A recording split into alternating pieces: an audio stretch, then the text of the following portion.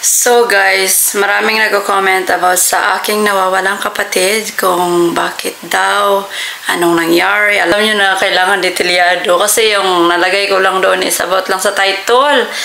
About sa kanyang pagkawala. So ito na nga, habang magpapasyofa ako dahil may lakad kami for today, ay magkukwento ako sa inyo bakit, ano ang nangyari at anong kababalaghan. Tsaka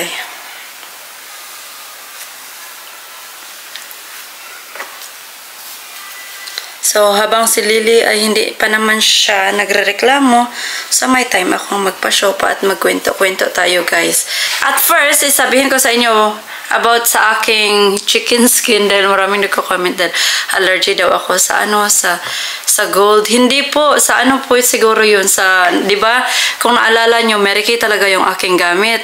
Tapos, nag-exchange ako ng, ayun, yung bagong cream. Yung nag-serum pa ako. Siguro, iwan ko na, siguro yung aking, kaya Mary Kay na naman yung binalik ko.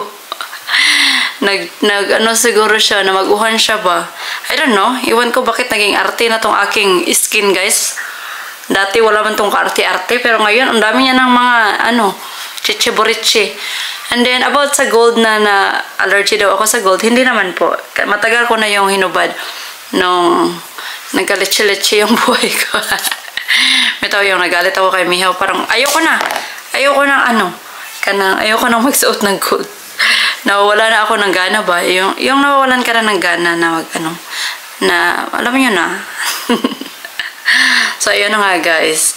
No, yung nangyari, yung aking batchmate from Sisters of Mary ay last kita namin, di ba, 2017 pa. One day, lang din, kanang mga 1 hour lang ata, nagkumain kami, nagkita kami doon sa Imol, dyan sa Cebu. Nakita kami doon kasi taga Cebu din yan siya, taga Argao. Argao ata yan si Chodora. Argao, Cebu. And then, ayun nga, ang saya-saya ko nung sinabi niya na kung hindi nyo alam, meron pa talagang gera doon sa guys. Meron pang gera doon sa Ukraine. Tapos palagi pang nag-a-atake. Ang saya-saya ko nung siya. Kasi last kita namin nung sinundo ko yung aking kapatid doon sa South Bus Terminal, Cebu. Dahil that time, pinabisita ko sila ni Mamang doon sa Cebu. One time lang, for almost 7 years na nagtatrabaho ako sa Cebu. One time lang akong nabisita nila ni Mamang. Kasi nga, wala pa kaming, alam nyo na ako lang din yung nagtatrabaho sa family namin. And then, walang masyadong, guys, diyot. Tapos yung mama ko, tiguwang na. Nung pumunta nga siya that time sa Cebu, kay nagasakit pa siya, hinubak pa siya. Tapos ayun, that time is, grabe nagdala pa sila ng saging, guys, sa kabulig. Tapos yung nangyari talaga sa aking kapatid, guys, ay, before mag-Christmas, 2017 yun, guys, na Christmas. After nilang bumisita sa akin sa Cebu.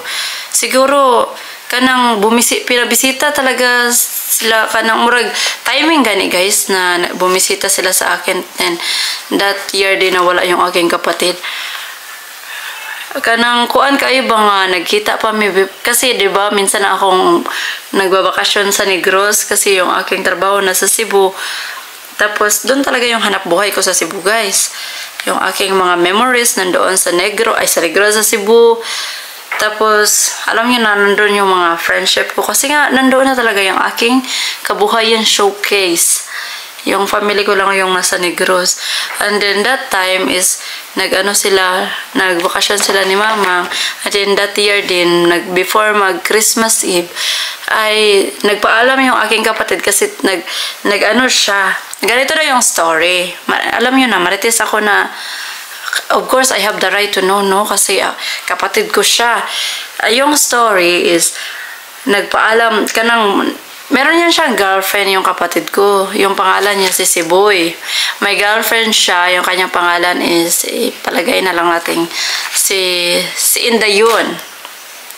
Tapos si Inday yun, meron daw siyang nakitang ibang lalaki sa bayawan.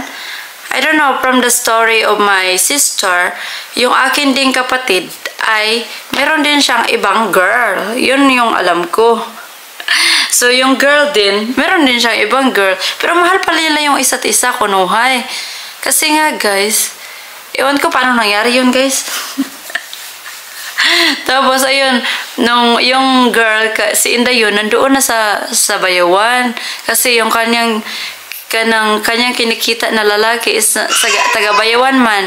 Pero hindi talaga yan siya taga-bayawan guys. Tapos ayun guys, yung aking kapatid na lalaki, doon din kasi kung, di ba alam nyo na meron akong kapatid sa bayawan. Tapos ayun, doon siya nagtumira. Tapos ano siya that time, alam nyo na wala pa akong afam that time guys. Tapos siya nakitira siya sa aking kapatid, doon siya nag-Christmas. Pero guys, before Christmas, nung nagpaalam siya na manood siya ng fireworks display, hindi na siya nakabalik that time. Tapos yung kapatid ko, nag-alala na gani kasi hindi siya nakabalik. Tapos sabi ng kapatid ko na ayun, tumawag siya sa Inday yun, kung nagkita ba sila ng kapatid ko. Tapos ayun na, nabalakan na for 1 week, hindi na nila nakita yung kapatid ko. Kaya ayun, tinawagan nila ako doon sa Cebu, parang yung aking mundo na, anong nangyari? Pero that time hindi ako hindi ako nakauwi sa amin. Sila na mismo ni mamang yung nagpabomburadyo, pinaano nila, nireport nila sa police. Tapos hanggang nakita na yung kanyang motor, ganyan ang kapatid ko, nakita nila sa katubuhan dyan sa bayawan. Yung sugarcane guys ba? Katubuhan. Doon nila nakita yung motor, doon nila nakita yung motor guys. Tapos ayun guys, hinanap pa rin nila yung katawan ng kapatid ko kasi bakit yung motor nasa katubuhan tapos wala yung katawan ng kapatid ko. Kaya ayun, sila kung sinong makakita, bibigyan ng ganito, ganyan na halaga. Yun yung paslit yung picture ng kapatid ko kung kahit saan na lang. Tapos merong nagtitext na, may nakita ako, naglakad-lakad daw, duguan daw yung ulo. Tapos parang hindi daw alam kung saan siya pupunta. Iwan ko kung gaano katotoo, but wala naman, walang nag-report na at dinala yung kapatid ko kung hindi man niya alam na amnesia ba siya. Hindi naman hindi nag-chat ba kung nandito na yung kapatid mo, ganito ganyan, nakita namin na naglaroy-laroy na walang kaalam-alam sa mundo kasi duguan yung ulo. Tapos ayun guys, after yung mama at papa ko, grabe yung iyak nila. Tapos hindi sila makapaniwala na yun na yung nangyari, na nawala yung aking kapatid. Tapos for many months na many months na pinahanap nila, pinabomburadyo nila sa Bacolod, wala pa rin nakahanap or naka-report na kung saan yung kapatid ko. Hanggat dumating na lang sa point na parang nawala na lang guys. Alam niyo na yung sistema natin sa Pilipinas. Walang hustisya. Sa bayawan siya nawala. Tapos so ako that time, kasi diba Christmas yun, sa 2018 na, doon yung mga ginagawa ko, nagpaano ako, kasi diba nagpapahimalad ako, pinahimalad ko yung future ko guys, alam nyo ba? Kasi diba, desperada na ako sa aking dahil broken a catch. Naghahanap lang naman tayo, diba girls? Naghahanap lang tayo ng taong makakaintindi sa atin, especially sa akin. Hindi ko talaga na-feel yung love. Like, diba, hindi ko talaga na-feel yung love kasi yung family namin hindi talaga ka love, hindi kaya sa ibang family na nagmamahalan. Kami nagsasuntukan, nagbabangayan, naggaburdagulan ba, basta, hindi mo talaga ma-feel yung love. Hindi ko talaga na-feel. Kung na-feel ng mga kapatid ko yung love sa isa't isa, sa akin hindi. Kasi, iwan ko, tapos alam nyo na, bully ako sa Negros dati guys, binubully ako. Tinatawag nila ako ng kahit na ano-ano. King Kong, palata, hindi ko talaga limutan. Unggoy, gorilla, kahit ano na lang yung sinasabi nila sa akin. Tapos, everyday life yan guys, elementary days until Grade 6, grabe. Until grade 6, meron pa talaga. Grade 6 na yan guys ha. Grabe pa talaga yung bully. Meron na nga yung time na nag-iisip ako, kina-question ko na si Papa Jesus na bakit pa ako pinanganak. But I know na it's not good to question God.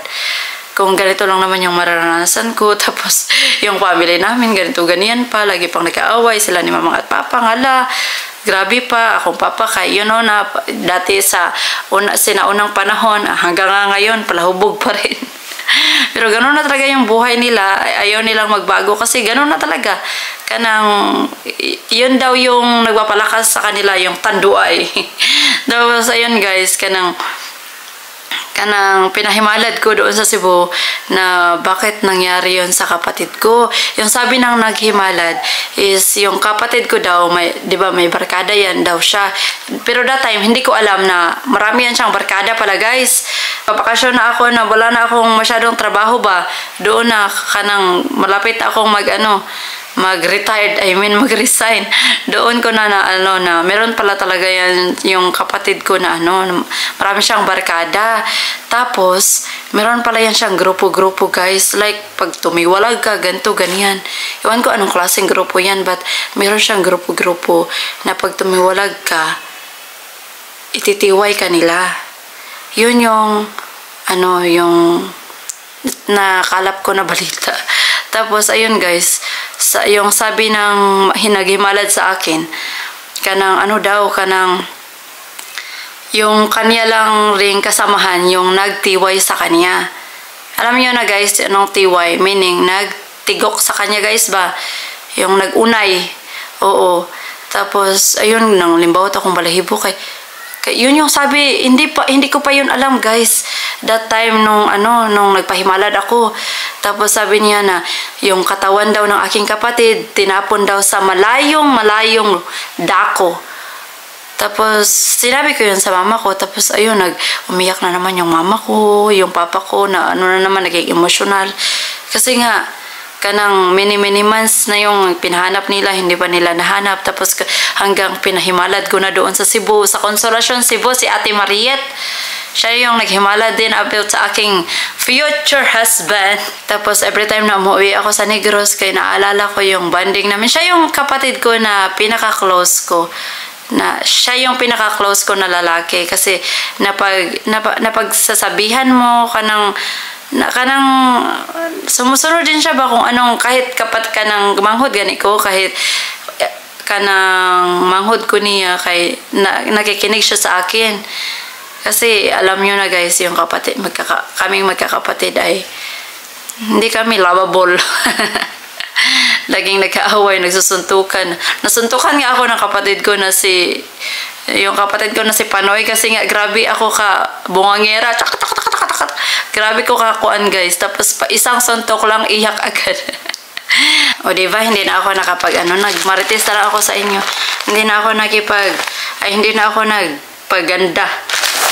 So, mag-lipstick na ako guys. Oy, natapos na tuloy yung aking story. Natapos na lang yung kwento ko, pero hindi pa ako foundation, lipstick na lang ako eh.